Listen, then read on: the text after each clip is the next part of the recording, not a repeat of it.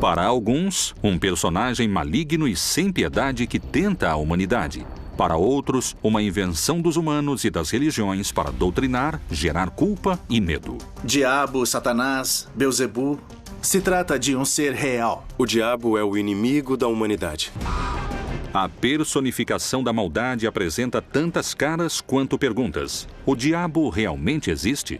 Muitos creem que o diabo não existe. E esse é um grande triunfo de Satanás. O mal não tem a proporção do bem. O mal é a ausência do bem. Há aqueles que garantem inclusive terem um pacto com ele. Satanás é o libertador da humanidade e do ciclo apocalíptico. O diabo, uma das figuras mais controversas da Bíblia. Ele tem ciúme de nós, ele tem inveja da vida que Deus nos deu, porque nós temos Deus dentro de nós. Nós temos a graça que possuímos através do batismo, e o diabo está sempre tentando nos destruir por causa disso. Há especialistas que afirmam a existência de evidências satânicas. O diabo vive entre nós? Depois do exorcismo, meu psiquiatra me disse: eu não tenho esse caso cientificamente. Pois Jesus lhe dizia: sai desse homem, espírito imundo. Por acaso, seriam Deus e o diabo a mesma pessoa?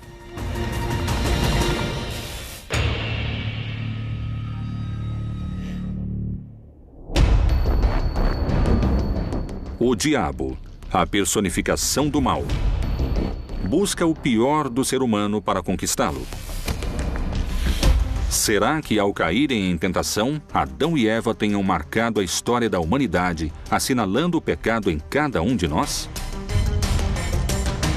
Há muitos que garantem que, desde então, a luta entre o bem e o mal, entre Deus e o diabo, acontece dentro de cada homem e mulher que habita esta terra.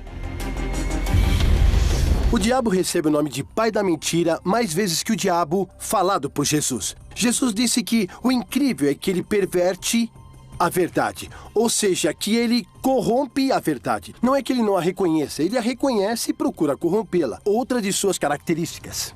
O diabo pode viver entre os homens ou dentro dos homens.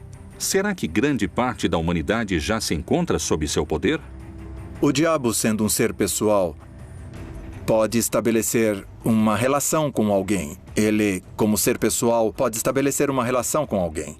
Um pacto com o demônio é uma decisão tomada por um ser humano livre para associar-se de alguma maneira a Satanás ou a algum espírito, algum demônio, algum espírito negativo. Existem parágrafos na Bíblia que sugerem a existência do diabo. A figura de Satanás na Bíblia hebraica tem a ver com o adversário. É um adversário, um inimigo que pode aparecer. Pode ser uma pessoa. Tem duas visões na literatura judaica posterior. Uma é uma figura sobre-humana ligada ao demoníaco e com o negativo. E outra interpretação também de Maimônides que diz que Satanás é o anjo da morte e a tendência ao mal do ser humano. Evidentemente, Deus não pode ignorar a possibilidade de que a liberdade incluiria uma oposição à sua vontade. Alguns textos bíblicos são muito precisos com respeito à menção do diabo. Chegando o dia que os filhos de Deus vieram apresentar-se perante o Senhor, veio também Satanás entre eles. O Senhor perguntou a Satanás: de onde vens? E Satanás respondeu ao Senhor: de rodear a terra e de passear por ela. Colômbia, Bogotá. O colombiano Sebastián Santeiros Villarreal se apresenta como bruxo, feiticeiro e afirma ter realizado pactos com o diabo.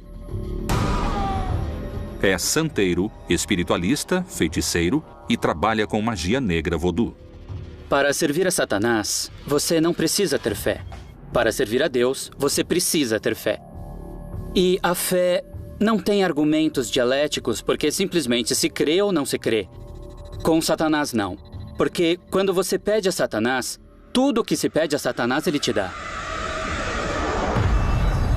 Para fazer um grande ritual para Satanás, eu acendo uma vela vermelha, que significa a luz que o mesmo nos transmite. No altar, temos uma das colaboradoras ou colaboradores dele, porque é um anjo que é a Santa Morte. Ela trabalha para Deus e trabalha para Satanás. Se Deus lhe dá uma ordem, ela cumpre. E se Satanás lhe dá uma ordem, ela cumpre. Tenho que ter os ornamentos ou hábitos correspondentes. E a água? A água eu jogo por todo o altar porque é uma simbologia, é limpeza. Então eu faço uma oração que eu leio na Bíblia satânica. Eu invoco a presença de Satanás, invoco a presença de alguns de seus servidores em espírito. E em algumas ocasiões eu o vejo ou ele me incorpora. Depois de cair em transe, eu volto ao normal e começo a executar durante a semana aquilo que ele me ordenou. E não se discute, se cumpre. Como existe a possibilidade de estabelecer uma relação com o ser humano, podemos nos abrir para estabelecermos um contato com Satanás. É triste, é dramático, é incrível, mas é possível. O diabo é invocado de diferentes maneiras, segundo a situação. Se uma pessoa está em perigo, ela pode invocá-lo. Se uma pessoa está contente, o invoca. Se está em um momento de agonia, o invoca. Se quiser fazer um pacto com Satanás, se quiser fazer um pacto com o que chamam de maligno, ele a escuta e vem ao seu socorro. Eu creio que o satanismo está te desviando do assunto. Por que adorar a Deus indiretamente se pode adorá-lo diretamente? Não é necessário ir pela via negativa. Posso ir pela via positiva. Deus é misericórdia, compaixão, bondade. Por isso eu não preciso adorar o lado escuro disso.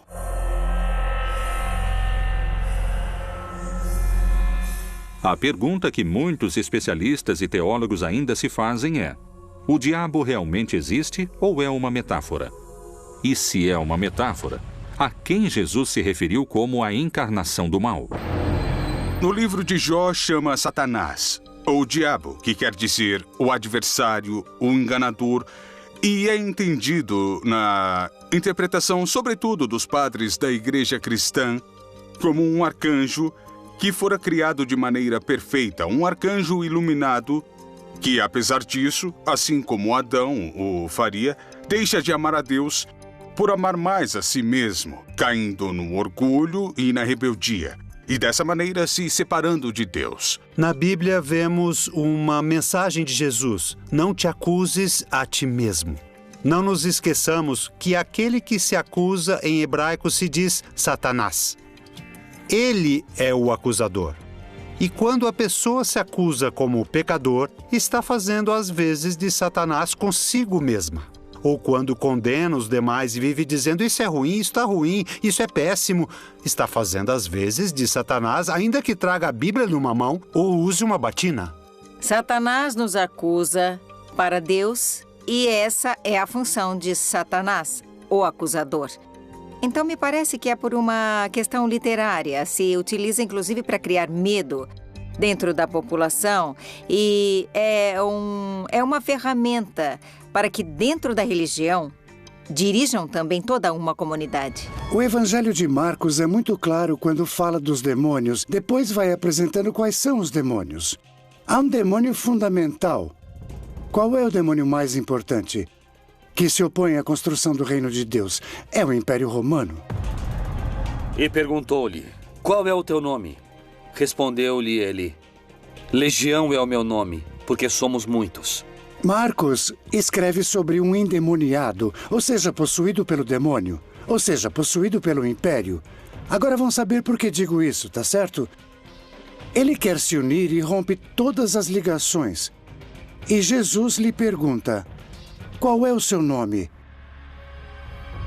E ele diz: meu nome é Legião. E a Legião é a unidade de combate do exército romano.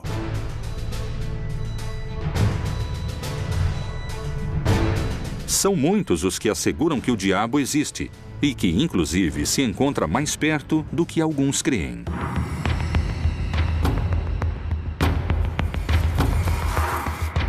Na Bíblia temos aproximadamente uns 8 casos de exorcismo que tinham uma característica em comum, que os diferenciava de outros tipos de possessão demoníaca e exorcismo que ocorriam no Mediterrâneo.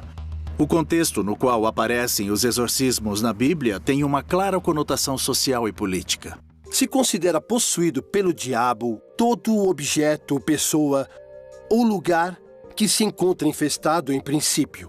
O ritual do exorcismo consiste em invocações, em ladainhas feitas ao sangue de Jesus, em alguns casos, em algumas tradições religiosas, feitas aos santos, outras feitas em invocações e conjuro aos anjos e arcanjos. Imediatamente começam as orações de imprecação, que devem ser feitas necessariamente por um ministro ordenado, ou seja, as orações de expulsão do demônio. A condição do exorcista depois do trabalho é de muito cansaço e esgotamento. O desgaste físico é muito grande, o compromisso emocional que ele assume durante o trabalho sempre leva, é claro, ao grande consolo do verdadeiro exorcista Jesus Cristo, que lhe empresta a voz e lhe empresta também os gestos, o corpo, mas é ele quem enfrenta a batalha. De que forma secreta a Bíblia menciona essa batalha? Já em Marcos e em Lucas, a possessão aparece como uma possibilidade. Porque logo certa mulher, cuja filha estava possessa de um espírito imundo, ouvindo falar dele, veio e prostou-se-lhe aos pés. Os exorcismos são realmente um modo de combater e expulsar o diabo? Se é necessário expulsá-lo, isso é prova suficiente para pensar que o diabo existe? Santo sangue do Senhor, rogai Sangue por santo nós. da Sagrada Igreja, Rogai por nós. Sangue santo da Sagrada Igreja, Rogai por nós. Santo sangue de misericórdia, Rogai por nós. Santo sangue dos auxiliadores da necessidade, Rogai por nós. Santo sangue dos filhos e filhas de Deus que nunca haverão de desonrar a sua vida. Rogai por Que a nós. presença de Deus, nosso Senhor Jesus Cristo, mostre a luz, mostre o caminho para você. Santo sangue do Senhor, eu ordeno que você saia desse corpo. Eu ordeno que você libere esse corpo.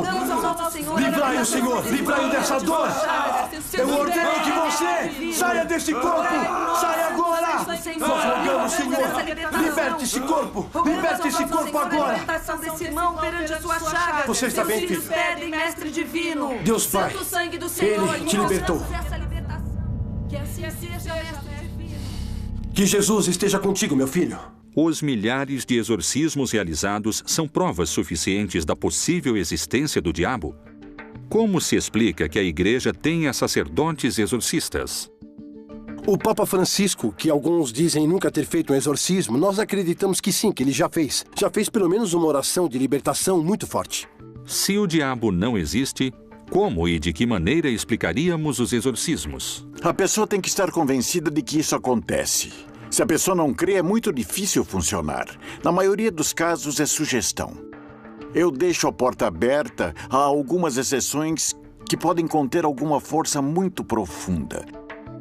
Mas essas são exceções, não é o cotidiano. É uma maneira de exercer domínio, porque naturalmente, se o demônio é algo real que está no seu corpo, e se existe alguém que pode tirar esse demônio, naturalmente essa também é uma maneira de exercer poder. A quantidade de exorcismos que eu já dirigi em minha vida passam dos 1.200. Porque as possessões são mais frequentes do que se supõe. Com as questões do exorcismo, temos que ter muito cuidado, porque são seres humanos que estão sofrendo e dos quais os líderes religiosos se aproveitam muitas vezes para tirar algum proveito próprio dessas situações. Por que seguimos duvidando de sua existência se a Bíblia fala do diabo com tanta clareza? Este personagem diabólico se encontra desde a gênese da criação até a batalha final mencionada no Apocalipse. Quais são os argumentos e por que alguns acreditam que o Todo-Poderoso e o Maligno poderiam ser a mesma pessoa? Deus e o diabo seriam duas faces da mesma moeda?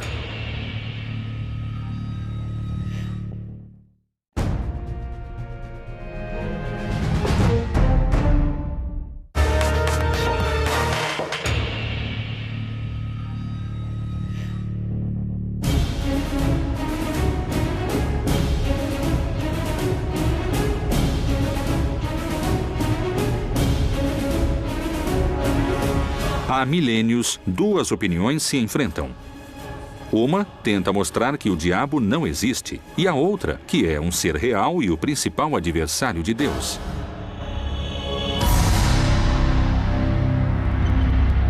Mas, além dessas duas opiniões, há um terceiro grupo que discorda de ambos e abre um novo debate. Ele sustenta a teoria de que Deus e o diabo são dois lados que respondem a um mesmo interesse. No Antigo Testamento, acredita-se que de Deus vinha a ira e a bondade.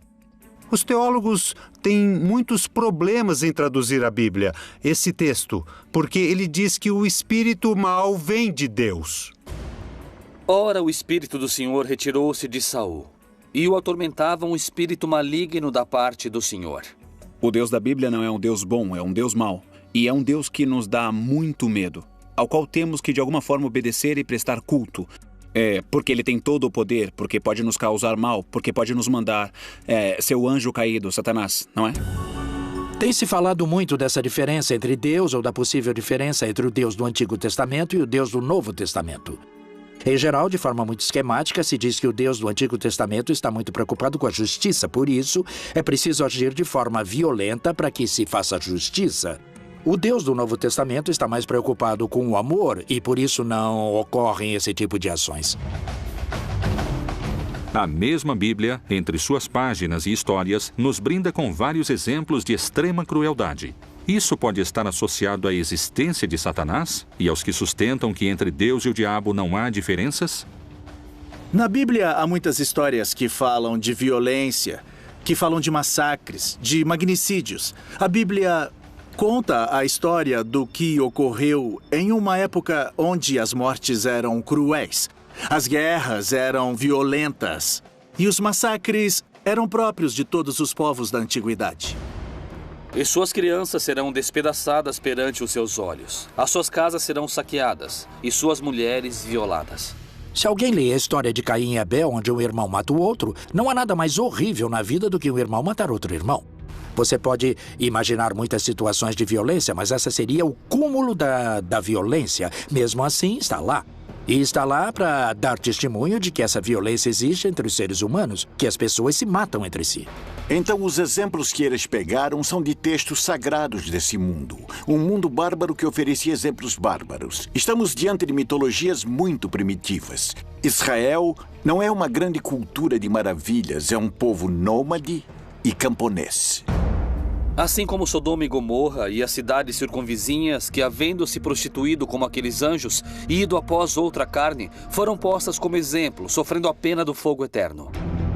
Sodoma e Gomorra é uma história muito interessante, contada no começo do relato da Gênesis. Das primeiras histórias, vinculada muitas vezes, tradicionalmente, ao tema da sexualidade, que foram cidades destruídas pela homossexualidade dos habitantes. Na verdade, quando alguém lê o texto, não tem nada a ver com homossexualidade. É uma condenação pela falta de hospitalidade. A hospitalidade era uma lei fundamental na antiguidade, especialmente porque as pessoas iam de um lugar para o outro nessa faixa de caminho desértico, e se alguém não o recebia, você realmente corria risco de vida. Então estes povos rompem com essa lei sagrada. Não acolhem aos anjos como hóspedes. Querem abusar deles. E aqui o problema não é a questão homossexual, é o abuso. E isso é o que é castigado neste mito. São castigados com fogo, chuva de enxofre e fogo sobre esses povos que são destruídos, aniquilados da face da terra. O enxofre, o fogo, é a destruição. É voltar para a estaca zero, para o nada. Se aniquila, o povo volta e volta a surgir a vida. Muito tempo depois dessas histórias foi assimilada a questão do inferno, por exemplo, que não tem nada a ver, não se fala do inferno na Bíblia, mas ele é assimilado dessa forma. Será que Deus pode ter tido essas condutas malignas que parecem pertencer ao universo do diabo? Há aqueles que creem que essa mesma Bíblia é uma criação mais ligada ao mal do que a um Deus como nós pensamos hoje. Marcião de Sinop escreveu um cânon dos textos que hoje conhecemos como a Bíblia. Ele ocultou no recorte que fez uma concepção especial do diabo. Marcião é um gnóstico cristão que considerava que o Deus que criou o mundo material e que fez ao homem e aos povos da terra tem que ser um Deus malvado, precisamente porque a matéria está identificada com o mal. Bom, na verdade, a apresentação do movimento das luzes e sombras no texto bíblico já a encontramos em Gênesis, que no princípio havia a escuridão e que a primeira ação de Deus na criação foi dizer que haja luz.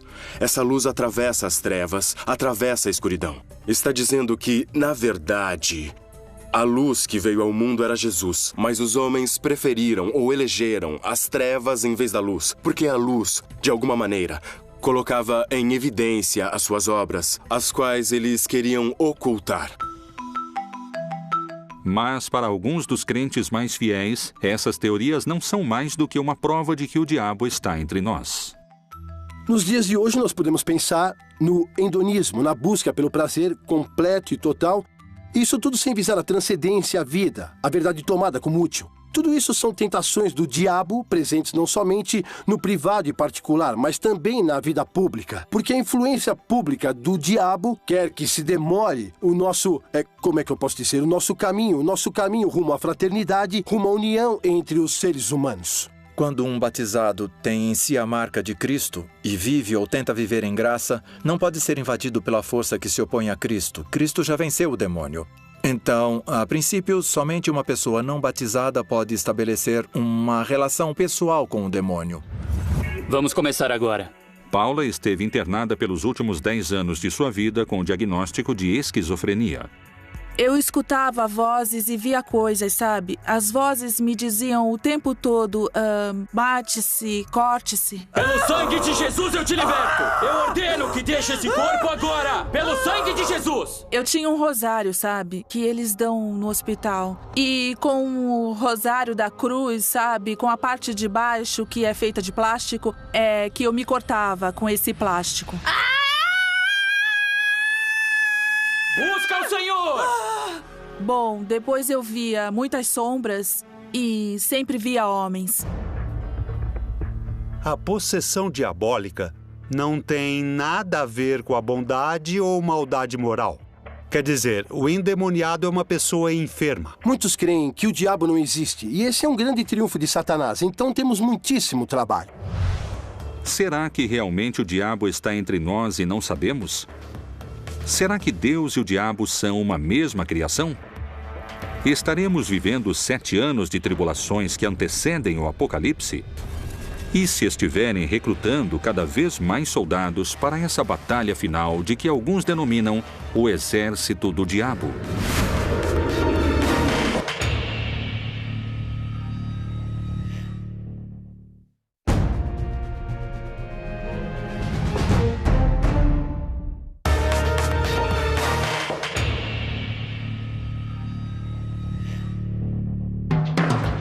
O diabo, um anjo caído que quer ocupar o lugar de Deus? Como ele poderia alcançar seu objetivo? Quais são as evidências e posturas que asseguram que o diabo teria criado seu próprio exército? Eu acredito que o diabo somos nós mesmos. O diabo é a maldade que encarna na gente. O diabo é uma configuração que pode ter expressões muito claras, um personagem nefasto da humanidade. O diabo engloba muitos. Não se trata de um só, já que são muitos, milhares de milhares, visto que era um arcanjo, um anjo superior, que seria Lúcifer com todos seus seguidores que acabaram condenados. Alguns levam sua teoria mais além e creem que o diabo preparou um exército e está escondido esperando o começo dessa batalha final. Com esse exército maligno, o Agramon representa um demônio maior, que é o demônio do medo. Existem demônios menores que, por sua vez, os servem. São demônios intercessores. Não esqueçamos que a corte satânica tem a sua hierarquia. E não é que eles perderam a hierarquia que conservavam no céu. Ou seja, entre os demônios há os querubins, os serafins, as potestades, cada um com seu grau de maldade. Podemos mencionar também Adriel, que é o demônio da morte, o demônio da lua, o demônio da noite. Adriel, para nós, como esse demônio terrível, o da morte, está representado em Hitler. Ele trouxe o inferno para a Terra, mostrando os setores do inferno. Mas onde? Os campos de concentração são um exemplo muito claro de que essa destruição havia sido inspirada por alguém. Hitler encarna o pior da condição humana. Mas dizer isso, às vezes, é tirar a responsabilidade dos seres humanos. Temos a capacidade de escolher entre, como diz no livro de Deuteronômio, eis que ponho diante de ti a vida ou a morte, a bênção ou a maldição. Escolhe a vida para que vivas. O céu e a terra tomam hoje por testemunhas contra ti, de que te pus diante de ti a vida e a morte, a bênção e a maldição. Escolhe, pois, a vida, para que vivas tu e a tua descendência. A pessoa tem que escolher para qual caminho quer direcionar sua vida. Se está trabalhando pela justiça, pela paz, pela compreensão, ou o oposto, pelo ódio, pela violência, pela maldade. Eu acho que, às vezes, nas histórias você tem que tomar decisões. Mas os demônios mencionados na Bíblia também levaram os especialistas a darem explicações diferentes. Bem como algumas mulheres que haviam sido curadas de espíritos malignos e de enfermidades, Maria, chamada Madalena, da qual tinham saído 7 demônios. Lucas nos diz que Jesus expulsou 7 demônios. É o dado que nos dá o Evangelho de Lucas. Então isso quer dizer que 7, na simbologia semítica, é a plenitude. Aqui falamos de demônios, ou seja, desfeito. Quando ela encontra Jesus, está fora do eixo. Não se sabe quem é essa mulher. Muito bem, quem são os demônios? Os demônios são os obstáculos que se opõem a um determinado tipo de projeto. Maria Madalena é uma militante do projeto do Reino de Deus, que naturalmente, para ser uma militante completa do Reino de Deus, ela deve enfrentar obstáculos muito fortes. Ela vai ser perseguida, por isso também vai duvidar, vai ter medo, não é? Como todos nós. Então, Jesus lhe tira esses medos, lhe tira esses obstáculos. É a libertação, de alguma maneira, de uma situação de marginalidade que ela tinha como resquício. Nós sabemos que estava fora de seu juízo e, de nenhuma maneira, se pode relacionar com o fato de Maria ser prostituta ou que havia sido amante de Jesus. Nenhuma dessas coisas. Não quer dizer que foi uma mulher ultra pecadora ou ultra libertina. O endemoniado é uma pessoa cuja enfermidade não se conhecia em sua origem e nem a sua cura. Então era uma personagem endemoniada. Esses demônios estão entre nós. Eles não creem em nada também porque as vozes me diziam o tempo todo que não creem nisso, que não creem em nada. A mente é como alguém que nos prende e às vezes nos mata. É como se estivéssemos habitados por muitas vozes, muitas vezes incoerentes. Eu acho que o que hoje chamamos de exorcismo não é mais do que o fenômeno que deixa evidente a multiplicidade, a multiplicação e a fragmentação da nossa personalidade, das muitas vozes que ouvimos. Se existem muitas vozes que nos falam, quais são os indícios ocultos que encontramos na Bíblia para decifrar se estamos perto de uma batalha entre Deus e o diabo? A temida batalha que anuncia o fim dos tempos. O Armagedon é um lugar que existe e que se chama Megido em hebraico, e onde se deram grandes batalhas na antiguidade. E o que é dito no Apocalipse é que ali haverá uma batalha onde o vencedor final é Cristo. Muitos falam que o juízo final será representado por uma batalha entre o anticristo e Deus, o bem. A batalha é constante, é diária. Geralmente encontramos pessoas que não creem, pessoas que não querem o bem, que não creem na vontade de Deus, de maneira que a batalha é permanente. Mas a vitória definitiva vai perseverar com a vinda de Jesus.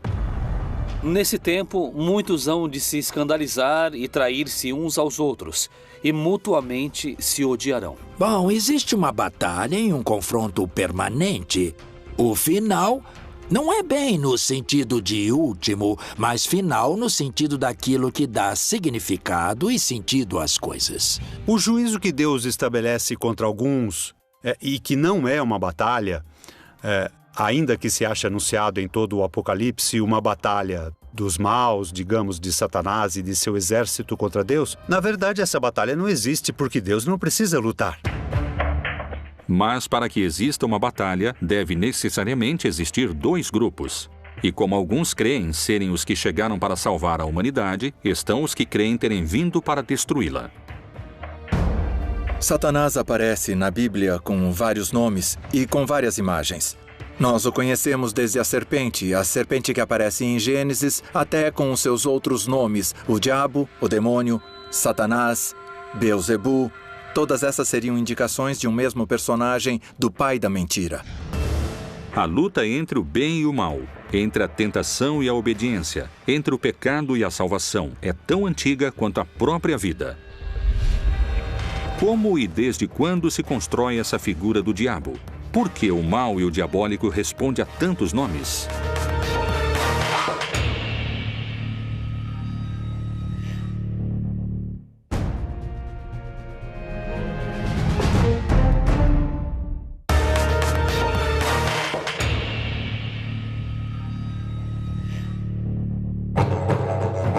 O diabo, a personificação do mal, o rival de Deus, o tentador dos homens.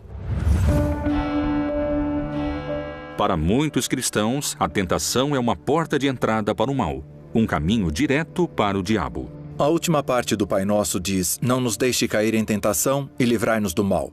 Esse mal pode ser entendido tanto como qualquer situação que seja perigosa para a realização pessoal, como o maligno. Livrai-nos do maligno, livrai-nos do pecado, livrai-nos do demônio, livrai-nos de qualquer situação de perigo para a própria salvação. Então podemos dizer que sim, está presente a súplica de sermos livrados do demônio no Pai Nosso.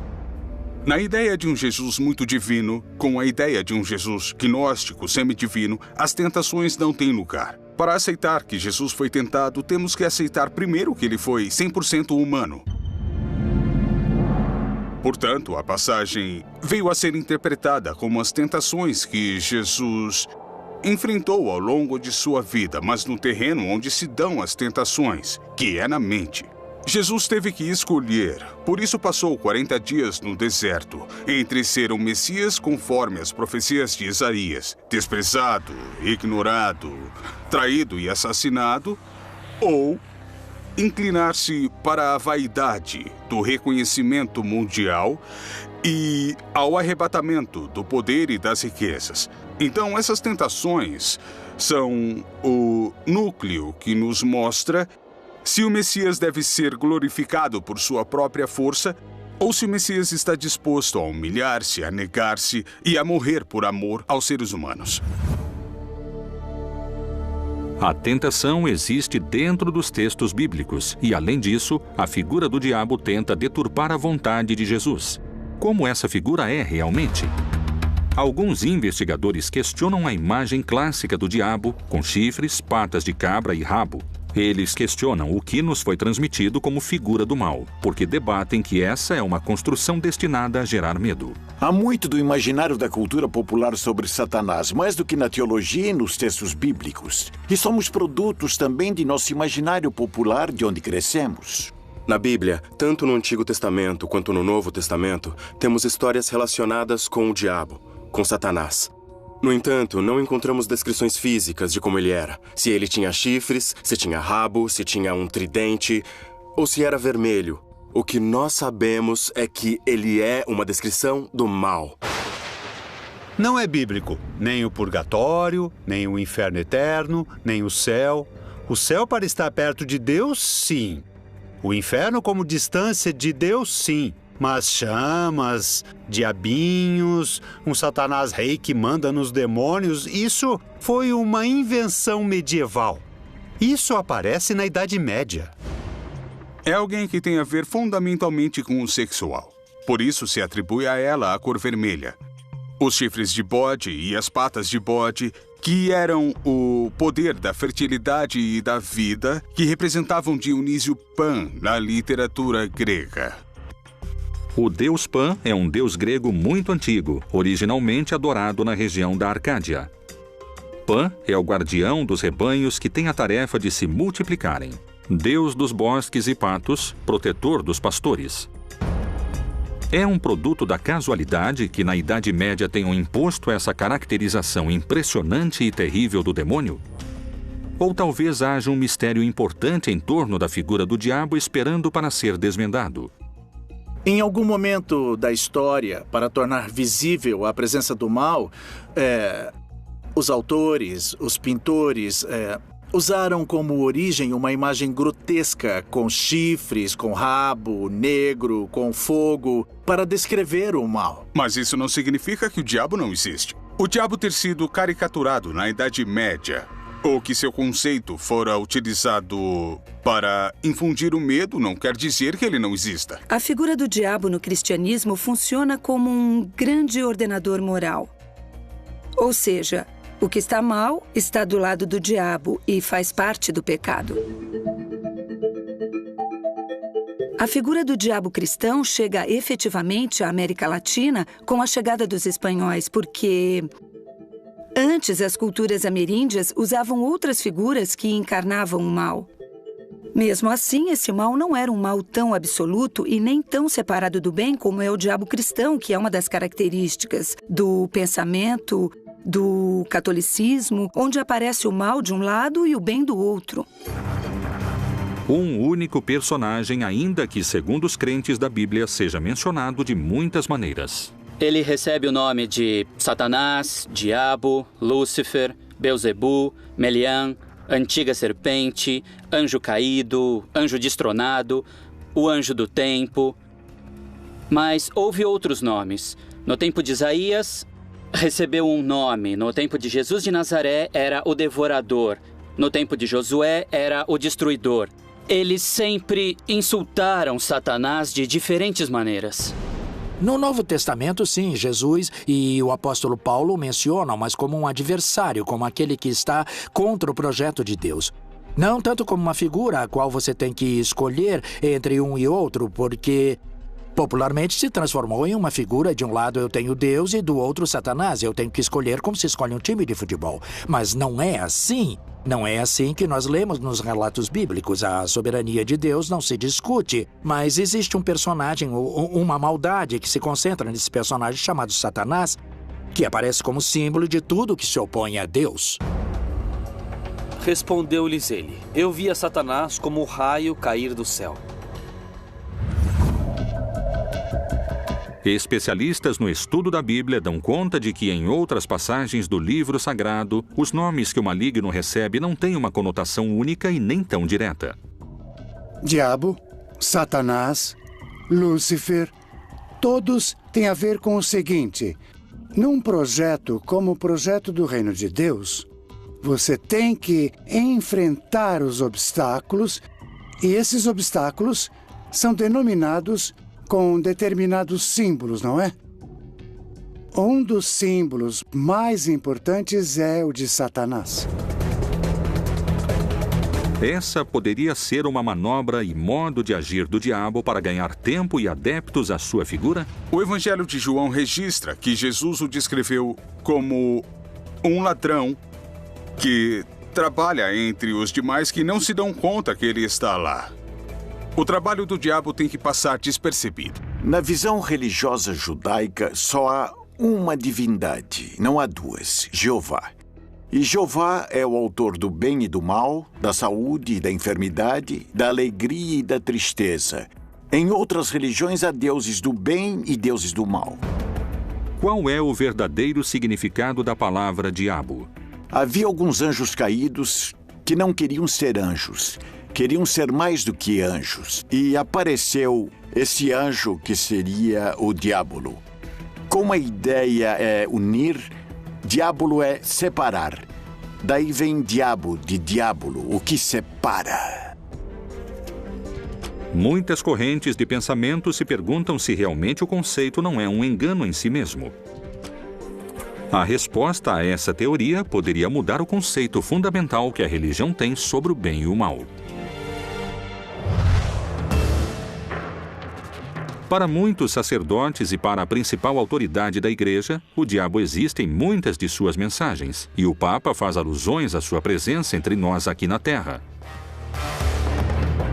Onde o diabo vive? Será que Satanás está perto de nós?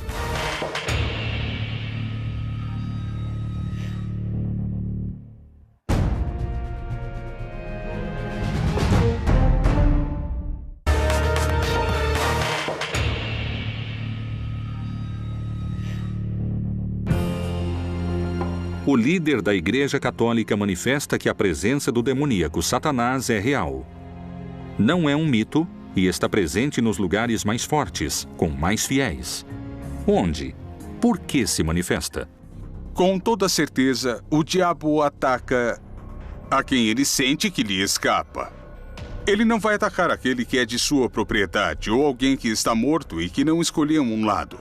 Ele vai como um predador, que é perseguir aquele que escapou dele, mas isso não é coerente com o fato de que os ataques sejam precisamente a imoralidade daqueles que creem. Francisco não foi um grande professor de teologia. Ele foi um pastor próximo de seu povo, com um coração solidário. Sua linguagem não é a do teólogo. É a linguagem da paróquia, do entorno. E isso não o desmerece para aquele que entendeu o contexto. Então ele fala de maneira popular e não como um especialista da Bíblia. Francisco não é um grande especialista da Bíblia. Ele é o Papa, e o Papa é um líder. O problema aparece quando interpretamos ao pé da letra e não como linguagem simbólica. Toda linguagem religiosa e simbólica deixa de ser religiosa. O líder da igreja também apontou o filho do diabo, o anticristo, na corrupção e no dinheiro. No livro do Apocalipse, capítulo 12, uma visão se apresenta a João, que é de uma mulher, que resplandece como o sol, e um dragão de 7 cabeças que a persegue. Viu-se também outro sinal no céu. Eis um grande dragão vermelho, que tinha 7 cabeças e 10 chifres. E sobre as suas cabeças 7 diademas. Esta visão significa que o dragão é o diabo, e suas 7 cabeças representam a totalidade do poder sobre os governos corruptos da terra. E a mulher que resplandece como o sol é o grupo de crentes, ou seja, a igreja, que reflete o caráter amoroso de Deus. A corrupção, eu acredito que continua sendo um sistema que permeia todas as faixas sociais e políticas. Atrás de tudo isso, há homens e mulheres que a utilizam. Então, nesse grupo, nós poderíamos colocar os anticristos, por assim dizer, porque vão contra a vida. No ano de 2014, o Vaticano reconheceu de forma oficial a Associação Internacional de Exorcistas, uma prova a mais que para a Igreja o diabo existe.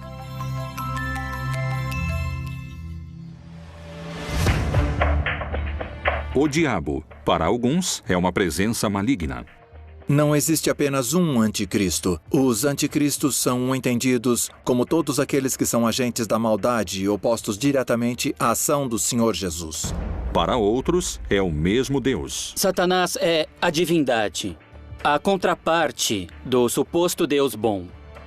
Para os céticos, o sócio de Deus. O mal e o bem estão subordinados à vontade de Deus. E há aqueles que não creem na sua existência. Os demônios são as pessoas que estão ao nosso redor causando mais danos. É mais fácil condená-lo, dizer que é o demônio, do que sentar-se com a pessoa e dizer o que foi e em que posso ajudar.